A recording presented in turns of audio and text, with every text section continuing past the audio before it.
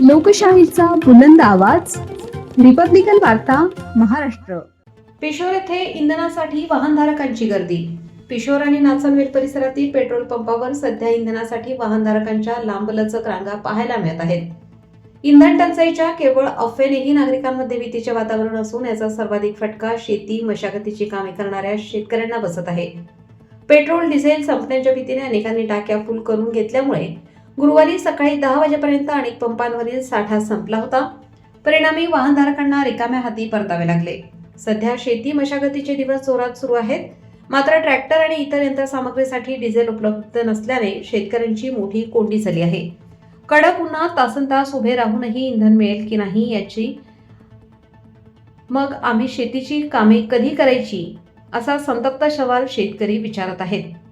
आखाती देशातील उद्विग्न परिस्थितीमुळे इंधन पुरवठ्यावर परिणाम झाल्याची चर्चा नागरिक करत आहेत. मात्र प्रशासनाकडून अद्याप कोणतेही अधिकृत स्पष्टीकरण आलेले नाही. तात्काळ हस्तक्षेपाची मागणी यापूर्वीही अशा परिस्थितीत प्रशासनाने पुढाकार घेऊन पुरवठा सुरळीत केला होता. आताही शेतीची कामे ठप्प होऊ नयेत म्हणून प्रशासनाने तातडीने हस्तक्षेप करावा आणि अफवांना आळा घालून इंधन पुरवठा पूर्ववत करावा अशी आग्रही मागणी ग्रामस्थांकडून केली जात आहे.